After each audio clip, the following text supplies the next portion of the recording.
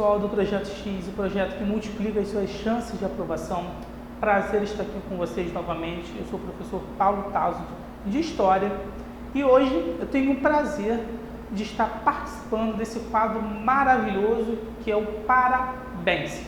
O principal objetivo do Parabéns, vocês já sabem, é trazer à tona, trazer de volta à memória principais fatos e acontecimentos que aconteceram no Brasil e no mundo e que estão completando um aniversário, data redonda nesse ano de 2014. Nesse ano de 2014, precisamente no mês de agosto, mais precisamente no dia 24 de agosto de 2014, estamos completando, está completando 60 anos do suicídio de Getúlio Vargas. Vamos relembrar um pouquinho os motivos, o que aconteceu para que o presidente Getúlio Vargas desse fim à própria vida. Algumas causas, consequências, motivos, beleza? Bom, eu tracei aqui uma breve linha do tempo. É claro que, atenção, meu objetivo aqui não é falar da vida e da obra de Getúlio Vargas, porque isso aí iria demorar muitas horas, seria impossível em alguns minutos, resumir essa trajetória política, vida e obra de Getúlio Vargas. Então eu tracei uma pequena linha do tempo, desse segundo governo de Vargas, para construirmos o nosso pensamento, as nossas ideias, até chegarmos no objetivo, que é falar um pouquinho sobre esse suicídio, falar um pouquinho da madrugada do dia 5 de agosto de 54, quando aconteceu aquele acidente com Carlos de Lacerda e desencadeou todo esse processo que vai levar à morte do presidente. Bom, primeira coisa, eu sempre me perguntei, talvez você aí que esteja me assistindo também me pergunte, Paulo, por que é tão importante estudar Vargas? Eu não aguento estudar Vargas, todo concurso cai Vargas, era Vargas para cá, Vargas para lá, por quê? Na verdade, o Vargas ele é uma figura muito atípica da história, Por quê? O Vargas ele vai assumir o poder de diversas formas, para começo de conversa. Em 30, aquela Revolução de 30, o Vargas assume o poder através de um golpe. Posteriormente, o Vargas vai assumir o governo através de uma eleição indireta, ele é eleito de forma indireta. Depois vamos ter o golpe do Estado Novo, ele como um ditador. Posteriormente, na década de 50, ele volta aí sim por vias democráticas e ele volta nos braços do povo, beleza? Então, por aí, a gente já percebe que Vargas é uma figura diferente. O Vargas vai ser o presidente que mais tempo fica no poder, de 30 a 45, 15 anos. Depois ainda tem o segundo governo, que ele fica de 51 até 54. Bom, isso aí já são motivos suficientes para tornar Vargas uma figura muito importante da história do Brasil.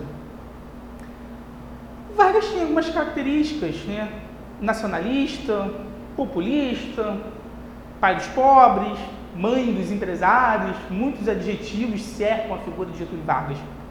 Mas é inegável, goste de Vargas ou não goste, tem muitos críticos a Vargas, tem pessoas que amam Vargas ou odeiam Vargas, mas, um fato é inegável, foi uma figura importantíssima para a economia, para a política, para a história do Brasil, a história social do Brasil.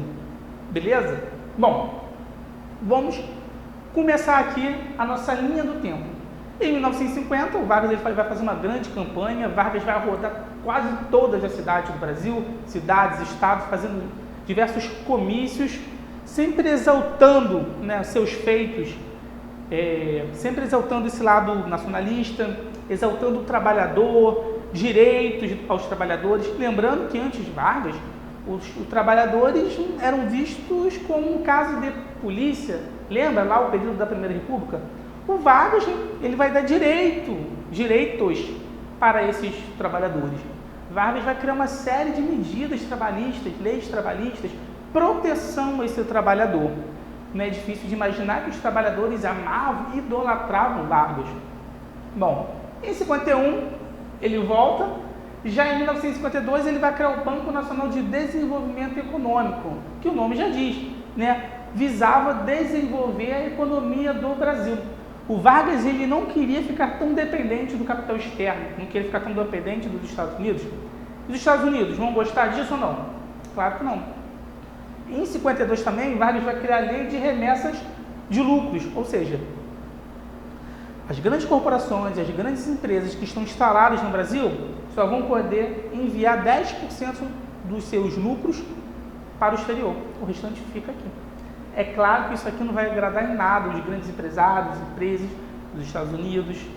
Isso tudo visa um caráter o quê? Nacionalista. Falando em nacionalismo, a gente tem que lembrar, é claro, da Petrobras, em 1953. Aquela campanha, o petróleo é nosso. Né?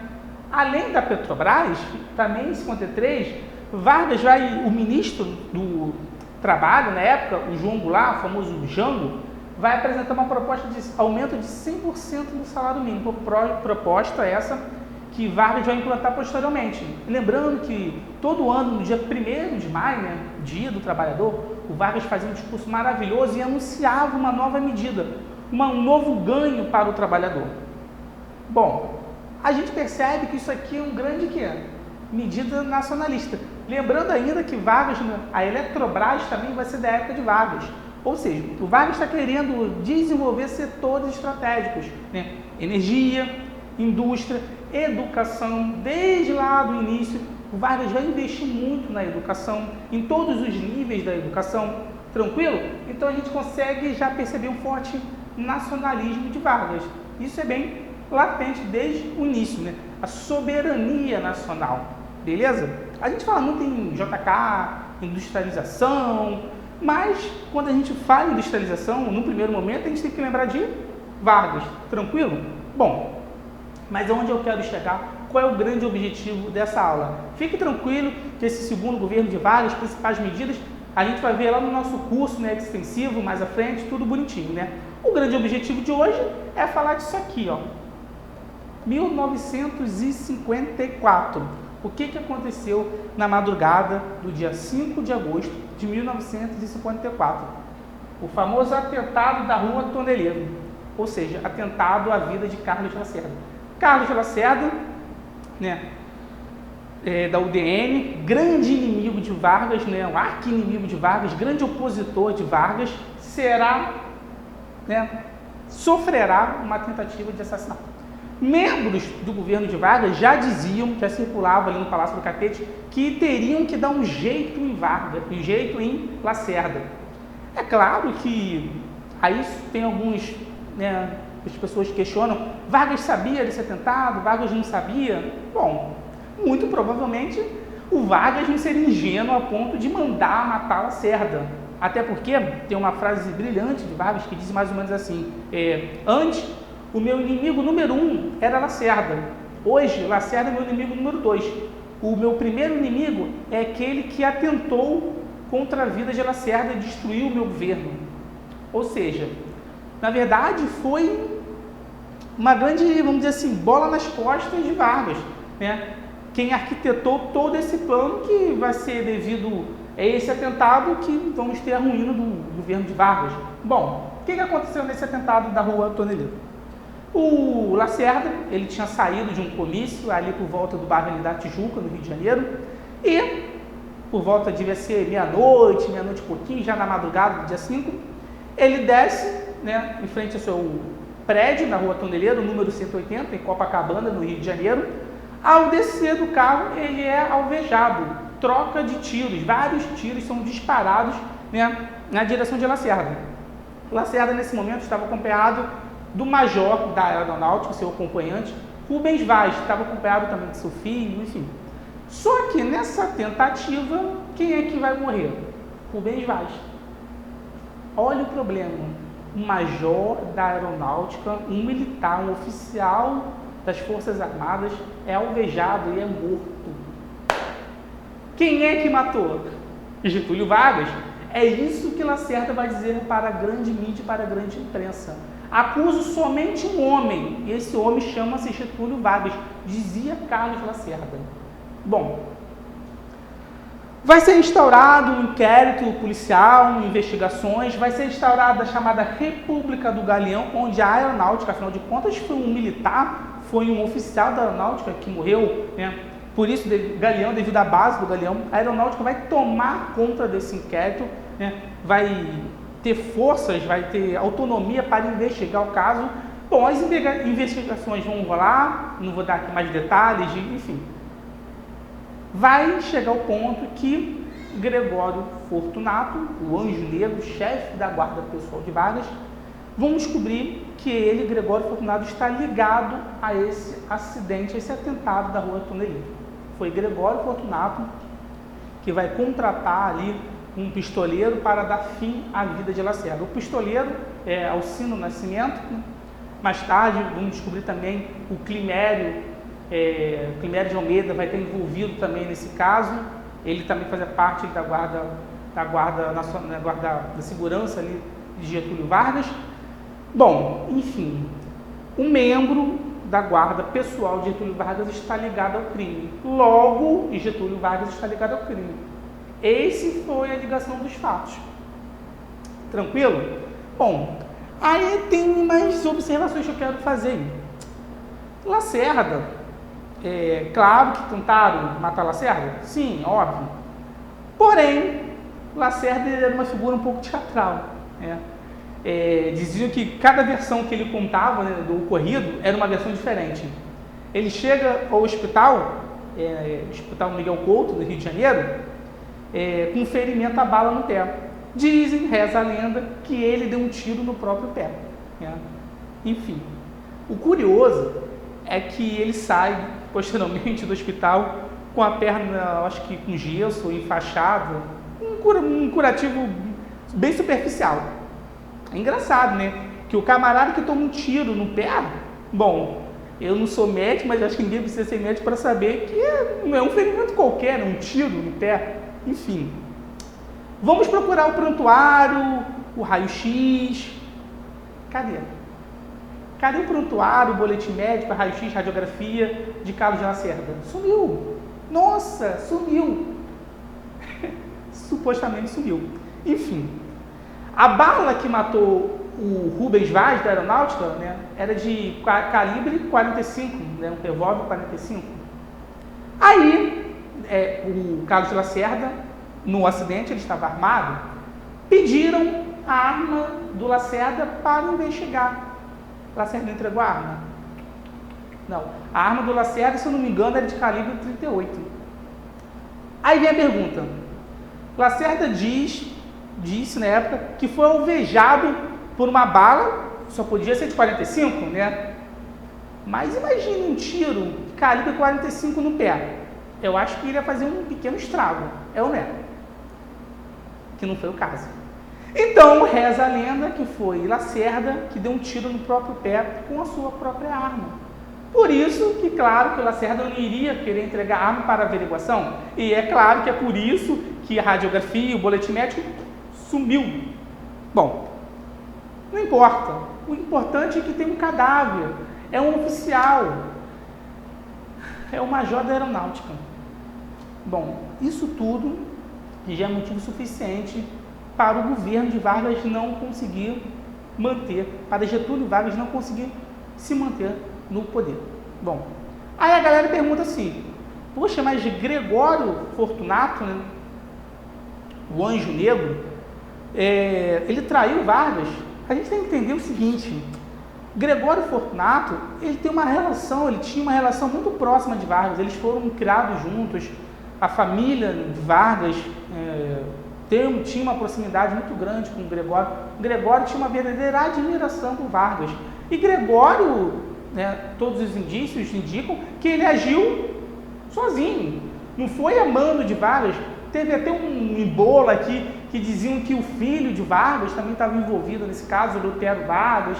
Enfim, muito difícil a gente chegar a uma decisão e dizer estava envolvido. Não estava. É fato, analisando um pouco da história, que realmente Getúlio Vargas não tinha a menor intenção de atentar contra a vida de Lacerda. Bom, nesse momento ocorre uma pressão imensa de Vargas, pressão política, devido a esse forte nacionalismo, uma pressão, começa Lacerda, vai às rádios, vai aos jornais, principalmente o jornal Tribuna da Imprensa, e começa Afonso Arinos, também líder da bancada da UDN, começa a falar que o governo de Vargas é um estuário de sangue, começam a usar a palavra mar de lamas. O Vargas é envolvido em redes de corrupção, de fraudes, enfim. Vamos ter o manifesto dos generais, onde os generais vão se reunir e vão pedir a renúncia de Vargas.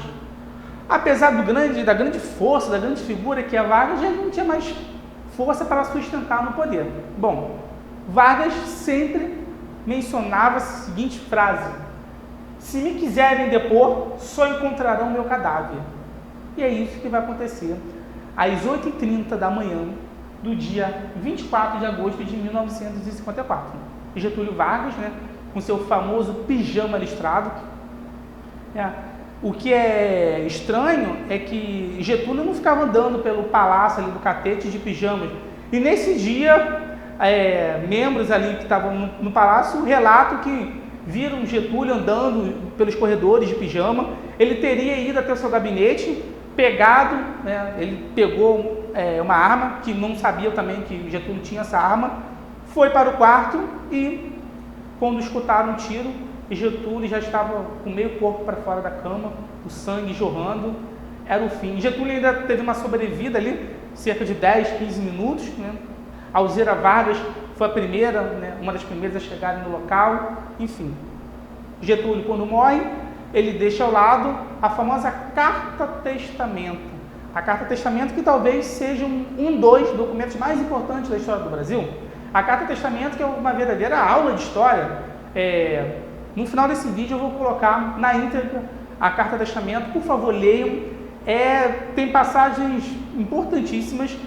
A gente pode fazer uma interpretação, uma verdadeira aula, só analisando a Carta Testamento.